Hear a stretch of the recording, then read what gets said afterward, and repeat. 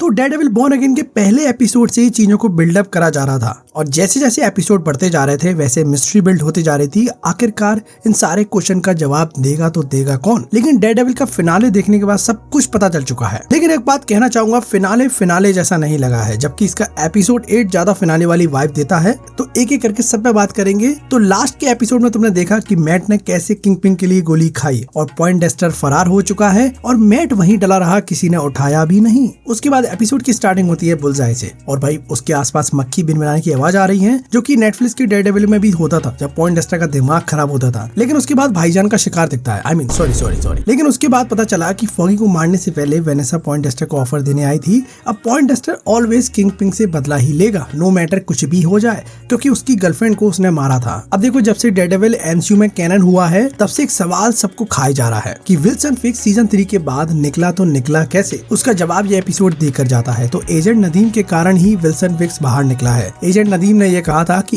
FBI पूरा department corrupt हो चुका है, जिसके बेस पर विल्सन फिक्स बाहर आया और उसी के बिहाफ पर अब पॉइंटडेस्टर को भी निकालना चाह रहे हैं, जिसमें हॉस्पिटल में उसको पिल्स दी जा रही हैं जिससे वो अपना क्रेजी वाला पर्सोना अडेप्ट नहीं कर पाए। क्योंकि तुम्हें पता है पॉइंटडेस्टर कितना खतरनाक है। उसके रिफ्लेक्सेस जा चुके हैं, वो बहुत कमजोर फील कर रहा है। लेकिन वेनेसा उसको कन्विंस करती है, उसकी पिल्स ले लेती है और फॉगी की सुपारी देती है और पॉइंटडेस्टर ने भी साइन कर दिया उस पर। और पॉइंटडेस्टर कितना कमजोर हो चुका है यार। वेनेसा ने हाल के हाल उससे पेन ले लिया, क्योंकि तुम जानते हो कि पॉइंटडेस्टर अपने दांत से भी मार सकता है, तो पेन तो बहुत बड़ी बात हो जाएगी। तो एक एक करके सारी कड़ी मिलती जा रही है। यहाँ पर मैट दूसरी तरफ हॉस्पिटल में सर्वाइव कर जाता है और जगते ही कैरन पेज का नाम लेता है, जिससे हैदर का मुंह उतर जाता है। मैकडफी वहीं खड़ी थी और मैट उससे कहता है कि फॉगी को वेनेसा ने मारा है। तो फॉगी जिस केस पे काम कर रहा था वो फाइल मेरे को चाहिए। लेकिन अभी मैट को ये लोग आराम करने की बोल देते हैं। इधर वेनेसा फिक्स दोनों हमले से बच के आ चुके हैं और वेनेसा स्टिल शेकिंग। मौत को इतना करीब से देखा है ना इसने पहली बार। लेकिन इनकी बातों से ना कुछ कंफर्म नहीं हो पाता है कि फिक्स को वेनेसा का वो सीक्रेट पता है कि नहीं। वो कहता है आई नो भड़वे, क्या पता तेरे को यार। और मैट हैदर से कह रहा है कि फिक्स से थोड़ी दूरी बनाओ, दूर रहे उससे। लेकिन ये औरत भाई मेरे से नहीं देखा जाएगा, क्योंकि जब ये औरत मुंह खोलती है मैं दीवार में अपना सिर मार लूंगा, क्योंकि इसको कुछ समझ नहीं आता है। पिछले वाले एपिसोड में कह रही थी मैं तो खुद बची हूँ, डेयरडेविल और म्यूस ने नहीं बचाया मेरे को, डेयरडेविल भी ऐसा ही है। खैर इन सब बातों को छोड़ते हैं। इधर फिक्स पूरे न्यूयॉर्क को सील कर देता है, टनल्स ब्रिज सब बंद कर दिए उसने। उसको सारे विजिलेंटी मरे हुए चाहिए, उसके लिए टास्क फोर्स बनाई है, उनको फुल छूट दे चुका है, कोई कैमरा नहीं लगेगा तुम्हारे शोल्डर पे, फ्री हैंड कर दिया है सबको। और इधर मैंने सोचा था कि फिक्स के लिए गोली खाने के बाद फिक्स थोड़ा बदल जाएगा, लेकिन यहाँ चीजें कॉम्प्लिकेटेड होती जा रही हैं। ये भाई साहब बग को मैट को मारने के लिए भेज देता है और कहता है कि मैट पब्लिक की नजर में शहीद साबित हो जाएगा क्योंकि उसने मेयर को बचाया है, लेकिन एक विजिलेंटी हम उससे नहीं सह पाएंगे। अब मुझे ये भी कंफर्म नहीं हो पा रहा है कि बग लिटरली मैट की आइडेंटिटी को जानता है कि वो डेयरडेविल है, क्योंकि देखो मैट और फिक्स का जो 36 का आंकड़ा है वो लीगली तरीके से भी ज्यादा रहता है, प्रोफेशनल तरीके से फॉलो करते आए हैं। लेकिन डेयरडेविल का अलग से एक पंगा है फिक्स से, तो मुझे नहीं पता कि बग उसकी रियल आइडेंटिटी जानता है कि नहीं। इधर फिक्स शीला से कहता है कि जो मेरे साथ नहीं है उसको हटाओ, उनकी एक लिस्ट बनाओ। और इसी बीच में हमें पता चलता है कि गैलो उसके खिलाफ जाने की कोशिश कर रहा है। उसकी रिकॉर्डिंग शीला कर लेती है और फिक्स को बता देती है। लेकिन उसके बाद बग मैट को मारने चला जाता है हॉस्पिटल में। और तुम यहाँ देखो एक्सपर्ट रेशो कम होने लगता है, मींस मैट अपने रेडार सेंसर्स को सेंस कर रहा है। उसकी घड़ी की टिक टिक टिक टिक आवाज उसको आ रही है और उसके आने से पहले ही वो निकल जाता है। और न्यूयॉर्क सिटी में उसी वक्त इलेक्ट्रिसिटी ब्रेकडाउन हो जाता है, जिससे पूरे शहर की लाइट जा चुकी है।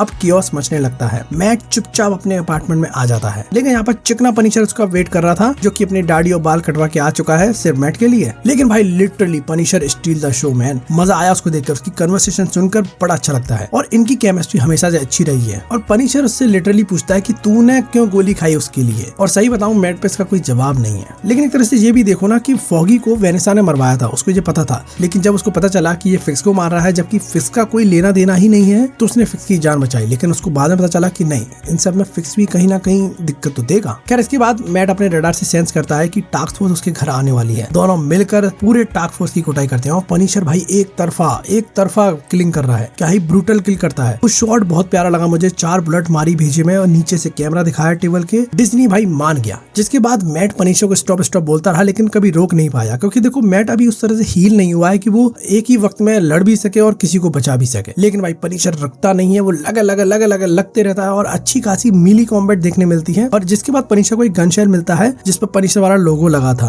और हेक्टर आयला के केस में एक लौता सबूत यही था कि उसको किसी ने मारा है जिसके गन शेल पे पनिशर का लोगो है। तो फाइनली वो बंदा मिल चुका है। वो और कोई नहीं बल्कि कोल नॉर्थ था, द फर्जी पनिशर, जिसने हेक्टर आयला को मारा था। और जैसे ही ये चीज डेयरडेविल को पता चलती है, उसका रिएक्शन चेंज हो जाता है। ऐसा लग रहा था कि अभी मार देगा उसको, लेकिन उसके आदर्श उसके सामने आके खड़े हो जाते हैं। लेकिन फिर मैट अपने आप को कंट्रोल करता है, लेकिन पनिशर कहता है कि इसके लिए भी गोली खाएगा तू है। खैर उसके बाद कोल नॉर्थ वॉकी टॉकी बता देता है कि डेयरडेविल के साथ पनिशर भी आ चुका है, तो बैकअप अच्छा भेजना। जिसके बाद पनिशर उसका वॉकी टॉकी ले लेता है और इसी के बीच डेयरडेविल और पनिशर के बीच थोड़ा हीटअप मूवमेंट भी होने लगता है। लेकिन जस्ट उसी के बीच में एक ग्रेनेड आता है जिसको डेयरडेविल सुन लेता है और दोनों बिल्डिंग के बाहर जंप कर देते हैं।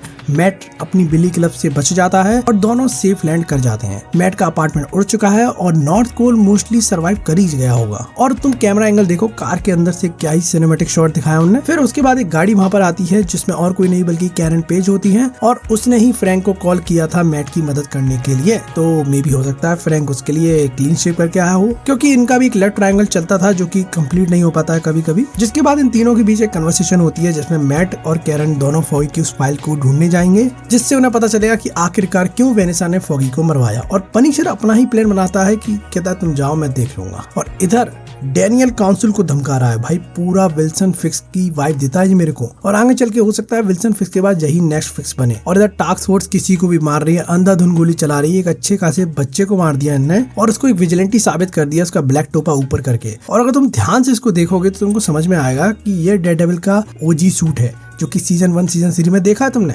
अब कैरन को फॉगी की फाइल मिल जाती है और ये केस फॉगी जो लड़ रहा था वो एक ट्रक रॉबरी के ऊपर था, लेकिन उसे नहीं पता था कि वो कितनी बड़ी लड़ाई लड़ रहा है। यहाँ उनको पता चलता है कि रेड हुक का जो पोर्ट है उस पर न्यूयॉर्क और यूएसए के लॉ लागू नहीं होते हैं। और उसमें एक डॉक्यूमेंट मिलता है जिसमें 1855 से ही ये एक फ्री पोर्ट रहा है जिसपे कोई ड्यूटी नहीं, कोई टैक्स नहीं, कुछ भी फॉलो नहीं होता है। मतलब साफ हो जाता है कि वेनेस अपना आर्ट गैलरी का धंधा यहीं से कर रही थी बिना टैक्स और इम्पोर्ट ड्यूटी के, और अपना मनी लॉन्ड्रिंग का काम भी बहुत अच्छे से कर रही थी। जब से फिक्स मेयर बना है उसने इस पे कंट्रोल ले लिया है और उसी के लिए वो सबसे फंडिंग ले रहा है ताकि उस पे अपना एक शहर बना सके जिसमें कोई लॉ नहीं हो और सारी चीजें उसके अकॉर्डिंग चले। ड्रग स्मगलिंग वो बिना लॉ के प्रेशर में करेगा। अब देखो फिक्स को हमेशा लॉ में फंसने का डर रहता है। अब मेयर की कुर्सी तो है उस पर और एक ऐसा शहर बना रहा है जिसमें कोई लॉ ही लागू नहीं होता है, तो उसके लिए टोटली विक्ट्री हो चुकी है। और एक तरह से जब चीज कैरन और डेयरडेविल को पता चलती है उनको पता चलता है कि ये टोटली मैडनेस होने वाली है। एज अ ऑडियंस तुमको भी समझ में आ चुका होगा कि रेड हुक के पीछे ये विल्सन फिक्स क्यों पड़ा था। इधर फ्रैंक को पता चलता है कि असली लड़ाई तो रेड हुक में चल रही है, मैं क्या कर रहा हूँ यहाँ पर। तभी वो निकल जाता है रेड हुक के लॉन्डो को पेलने। टास्क फोर्स को क्या ही पेलता है वो, लेकिन टास्क फोर्स को ऑर्डर दिया जाता है कि पनिशर को जिंदा पकड़ना है, जिसके लिए वो नॉन लीथल वेपन यूज करते हैं, जिसके बाद उसको कैप्चर कर लेते हैं। अब देखो ये सारे जितने भी लोग हैं टास्क फोर्स वाले पनिशर से वो इंस्पायर होते हैं, लेकिन उनको यही नहीं पता कि पनिशर होना क्या होता है, वो पनिशर बना कैसे, क्योंकि जब लॉ उसकी मदद नहीं कर पाया तभी वो पनिशर बना है। अब ये लोग तो ऑलरेडी लॉ के अंदर है तो अपनी मदद तो पहले ही कर सकते थे, तो इनके पनिशर बनने का कोई मतलब होता नहीं है बेसिकली। अब देखो पनिशर उन लोगों को मारता है जो गलत काम करते हैं, जो लॉ की नजर से बच चुके हैं लेकिन गुनहगार तो हैं। लेकिन वहीं ये पुलिस वाले अपोजिट काम करते हैं, ये सबको पेल देते हैं अपने फायदे के लिए। फ्रैंक कहता है कि तुम मेरे पेन को नहीं जानते, तुम क्या है कि पनिशर हो तुम। खैर उसके बाद फ्रैंक तो इनको बातों बातों में हरा ही देता है एक तरह से, फिर वो फ्रैंक को अनकॉन्शियस कर देते हैं। खैर इधर फिक्स गैलो अपने अड्डे पे बुला लेता है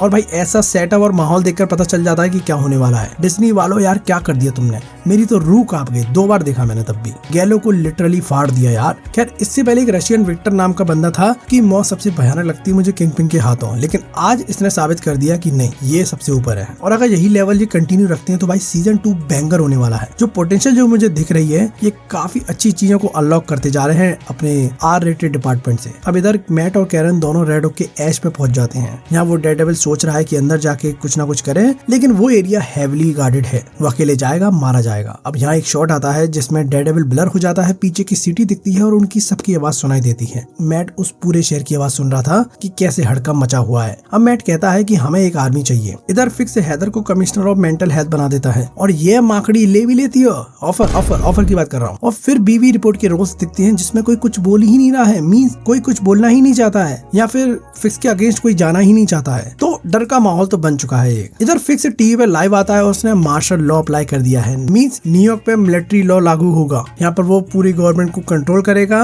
लेकिन ये चीजें थोड़ी टेम्परेरी टाइम के लिए रहेंगी, लेकिन टेम्परेरी में कब परमानेंट करते कोई भरोसा नहीं है। अब देखो यही प्लॉट जो सेम था वो बॉयज के सीजन 5 में होने वाला है। होमलैंडर ने भी मार्शल लॉ अप्लाई कर दिया था और जिसके लिए वो एक जेल बना रहा था, जो उसकी बात नहीं मानेगा उसको वो जेल में डाल देगा। और वही चीज अब यहाँ पर भी हो रही है। यहाँ जेल में सॉवर्ड मैन को रख लिया है, पनिशर को भी पकड़ लिया है और भी 2-3 लोग हैं जो उसकी बात नहीं नहीं मान रहे थे उसको पकड़ लिया है। और इन सब के बीच फिक्स और वेनेसा वॉक करके जाते हैं, अपने डिनर टेबल पर बैठते हैं और आराम से मजे से खाना खा रहे हैं। और पीछे वही पेंटिंग रखी है जो फिक्स ने वेनेसा की आर्ट गैलरी से खरीदी थी। और इधर मैट कन्फेस करता है कि यार वो पहले वाला डेयरडेविल नहीं रहा है, फॉगी डेथ के जाने के बाद सब कुछ बदल गया है। फिर वो कहता है कि हम सबको मिलकर ही लड़ना पड़ेगा। फिर वो जोजी के बार में आता है। यहाँ मुझे लगा कि आर्मी की बात हो रही है तो कोई ना कोई कुछ ना कुछ देखने मिलेंगे। हो सकता है न्यूयॉर्क के जितने विजिलेंटी हैं सारे मिलके आएंगे। लिटरली मुझे लगा लीव के, Jessica zone, iron fix, Spiderman तो नहीं हो सकता क्योंकि उसके अब्बा नहीं मानेंगे, यानी सोनी नहीं मानेगा, लेकिन और भी लोग हैं, केट बिशप है, हॉकाय है। लेकिन अब सोच के देखो जोजी क्या करेगी, चेरी एक रिटायर्ड ऑफिसर क्या करेगा, एक FBI ऑफिसर किम, एक रॉबरी नहीं रुक पाई इस पे,